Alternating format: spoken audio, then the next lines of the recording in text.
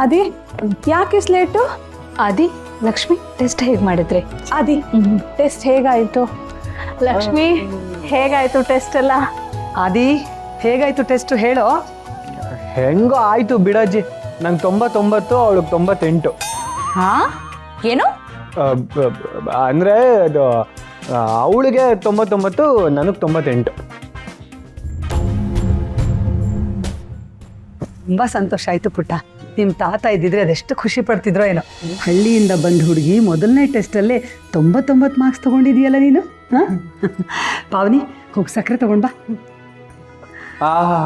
ಅಜ್ಜಿ ನಂದು 98, ಅವಳಿಗಿಂತ ಒಂದೇ ಒಂದು ಮಾರ್ಕ್ಸ್ ಕಮ್ಮಿ. ಅವಳನ್ನ ಮಾತ್ರ ತಲೆ ಮೇಲೆ ಹೊತ್ಕೊಂಡು ಮೆರೆಸ್ತಾ ಇದ್ದೀರಲ್ಲ, ಸರಿನಾ?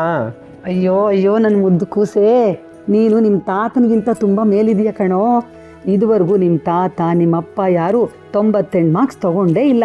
ನೀನು ನೋಡು ಅವ್ರನ್ನೇ ಮೀರಿಸ್ಬಿಟ್ಟಿದ್ಯಾ.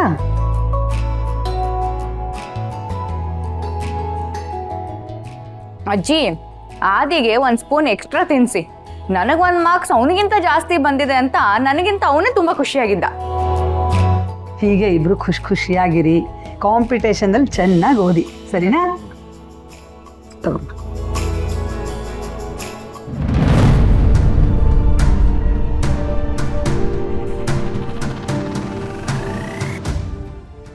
ಮನೇಲಿ ಎಷ್ಟು ಕೆಲಸ ಇರುತ್ತೆ ಅಂತ ಗೊತ್ತಲ್ವಾ ನಿನಗೆ?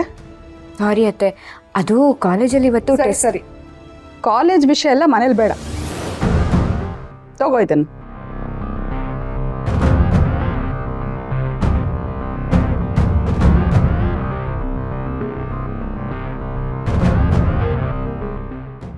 ಮನೆ ಕೆಲಸ ಎಲ್ಲ ಹಾಗೇ ಇದೆ, ಎಲ್ಲ ಮಾಡ್ತೀನಿ ಅಂತ ನೀನೇ ಒಪ್ಕೊಂಡಿದ್ಯಾ.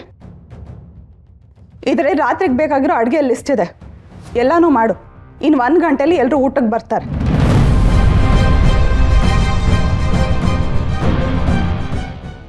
ಮಾಡಬೇಕು. ಯಾಕೆ ನಾವೆಲ್ಲ ಮಾಡಲ್ವಾ? ಬರೀ ಕೂತು ತಿಂದರೆ ಸಾಲದು, ಬೇಗ ಬೇಗ ಅಡುಗೆ ಮಾಡೋದನ್ನು ಕಲಿಬೇಕು.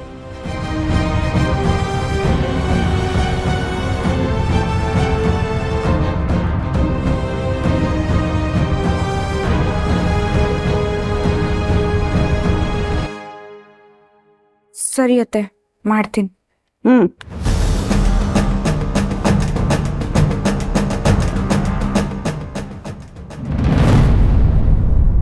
ಅಯ್ಯೋ, ಇಡೀ ದಿನ 3 ಹೊತ್ತು ತರ್ತರದ ಅಡುಗೆ ಮಾಡ್ಕೊಂಡು ತಿನ್ನೋ ಬದಲು ಒಂದೇ ಸಲ 3 ಹೊತ್ತಿಗೆ ಆಗುವಷ್ಟು ಅಡುಗೆ ಮಾಡಿ ತಿನ್ನೋದೇ ವಾಸಿ. ಬೆಳಿಗ್ಗೆ ಮಾಡಿದ ಮಧ್ಯಾಹ್ನಕ್ಕಿಲ್ಲ, ಮಧ್ಯಾಹ್ನ ಬೇರೆ ಅಡುಗೆ, ರಾತ್ರಿ ಬೇರೆ ಅಡುಗೆ. ಅಯ್ಯೋ, ಅತ್ತೆ ಬೇರೆ ಪಲಾವ್ ಮಾಡು ಅಂತ ಹೇಳ್ಬಿಟ್ಟಿದಾರಲ್ಲ. ಪಲಾವ್ ಹೇಗಪ್ಪ ಮಾಡೋದು? ಎಲ್ಲಿಂದ ಶುರು ಮಾಡೋದು? ಹೇಗೆ ಶುರು ಮಾಡೋದು? ಮಕ್ಕಳೇ, ನಾವು ಊಟ ಮಾಡಬೇಕು ಅಂತಂದ್ರೆ ಏನ್ ಮಾಡಬೇಕು? ಅಡ್ಗೆ ಮಾಡಬೇಕು ಸರ್. ಸಂಜೀವ್ ಅವ್ರು ಯಾಕೆ ಅವ್ರ ಟ್ಯೂಷನ್ ಜಾಗನ ಚೇಂಜ್ ಮಾಡಿದ್ದಾರೆ? ಕರೆಕ್ಟ್. ಅಡಿಗೆ ಮಾಡಬೇಕು. ಅಡಿಗೆ ಮಾಡೋದು ಅಂತಂದ್ರೆ ಶ್ರಮ. ಶ್ರಮ ಇಲ್ಲ ಅಂತಂದ್ರೆ ಊಟ ಮಾಡೋಕ್ಕಾಗಲ್ಲ ಅಲ್ವಾ? ಓದು ಮತ್ತು ಅಡಿಗೆ 2 ಶ್ರಮ. ನಾವು ಶ್ರಮ ಪಟ್ಟು ಮನಸ್ಸಿಟ್ಟು ಓದಿದ್ರೆ ಒಳ್ಳೆ ಫಲಿತಾಂಶ ಸಿಗುತ್ತೆ. ಹಾಗೆ ಶ್ರಮ ಪಟ್ಟು ಮನಸ್ಸಿಟ್ಟು ಅಡಿಗೆ ಮಾಡಿದ್ರೆ ಒಳ್ಳೆ ರುಚಿಯಾದ ಊಟ ಸಿಗುತ್ತೆ. ಯಾವ ಥರ ಅಂತೀರಾ? ಘಮ ಘಮ ಪಲಾವ್ ಥರ.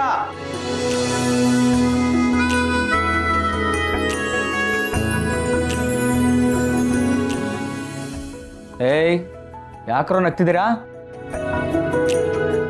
ನೀವು ಯಾವತ್ತಾದ್ರೂ ಪಲಾವ್ ಮಾಡಿದ್ದೀರಾ? ಇಲ್ಲ, ಯಾವತ್ತೂ ಮಾಡಿಲ್ಲ. ಅದಕ್ಕೆ ನಿಮಗೆ ನಗು ಬರ್ತಿರೋದು. ಪಲಾವ್ ಮಾಡೋದು ಅಷ್ಟೊಂದು ಕಷ್ಟ ಏನಲ್ಲ, ತುಂಬ ಸುಲಭ.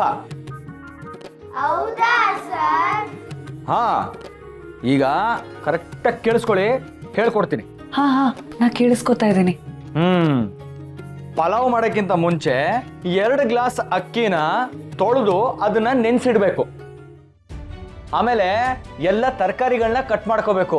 ಈರುಳ್ಳಿ, ಆಲೂಗೆಡ್ಡೆ, ಬೀನ್ಸು, ಕ್ಯಾರೆಟು, ತುಂಬ ದೊಡ್ಡದಾಗೂ ಅಲ್ಲ, ತುಂಬ ಸಣ್ಣದಾಗೂ ಅಲ್ಲ, ಮೀಡಿಯಂ ಕಟ್. ಆಮೇಲೆ ಈ ಹಸಿ ಬಟಾಣಿ ಇದೆಯಲ್ಲ ಅದನ್ನು ಬಿಡಿಸ್ಕೋಬೇಕು. ಮಸಾಲೆ ಎಲ್ಲ ಚೆನ್ನಾಗಿ ಫ್ರೈ ಆದಮೇಲೆ ತರಕಾರಿ ಹಾಕಬೇಕು. ಮೀಡಿಯಂ ಉರಿಲಿ ಕೈ ಆಡಿಸ್ತಾ ಬೇಯಿಸ್ಕೋಬೇಕು. ಮಾವ, ಗಣಿತ ಬಿಟ್ಟು ಪಾಕಶಾಸ್ತ್ರದ ಕ್ಲಾಸ್ನೆಲ್ಲ ತಗೊಳಕ್ಕೆ ಯಾವಾಗಿಂದ ಶುರು ಮಾಡಿದೆ?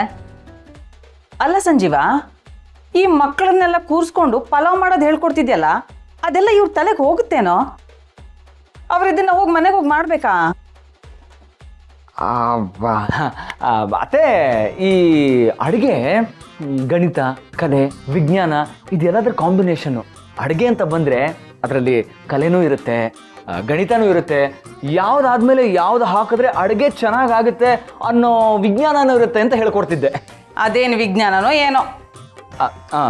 ಈಗ ನೆನೆಸಿರೋ ಅಕ್ಕಿಲಿರೋ ನೀರು ತೆಗೆದು ಅದನ್ನ ಪಾತ್ರೆಯಲ್ಲಿ ಹಾಕ್ಕೊಂಡು ಕೈ ಆಡಿಸ್ಬೇಕು.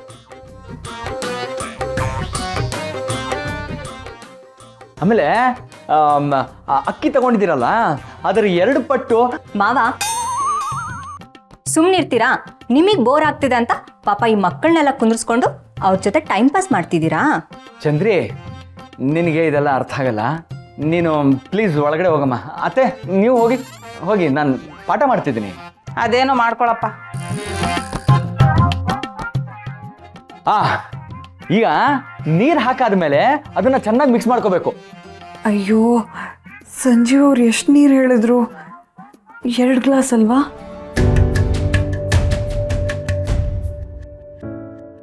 ಅದಾದ್ಮೇಲೆ 2 ಚಮಚ ಉಪ್ಪು ಹಾಕಿ ಚೆನ್ನಾಗಿ ಕಲಸಿ ಕುಕ್ಕರ್ ಮುಚ್ಚಳನ ಮುಚ್ಚಿಬಿಡ್ಬೇಕು. ಮುಚ್ಚಳ ಹಾಕಾಯ್ತಾ? ಹಾಕಾಯ್ತು. ಈಗ ಮೀಡಿಯಂ ಉರಿಲಿ 2 ಸೀಟಿ ಹೊಡಿಸ್ಬೇಕು. ಆಯ್ತಾಯ್ತು, 2 ಸೀಟಿ ಕುಗ್ಸೋಣ. ಇಷ್ಟು ಶ್ರಮ ಇದೆ ಒಂದು ಪಲಾವ್ ಮಾಡಕ್ಕೆ, ಗೊತ್ತಾಯ್ತಾ? ಗೊತ್ತಾಯ್ತು ಸರ್. ಆಮೇಲೆ ನಿಮ್ಮೆಲ್ಲರಿಗೂ ಒಂದು ವಿಷಯ ಗೊತ್ತಾ?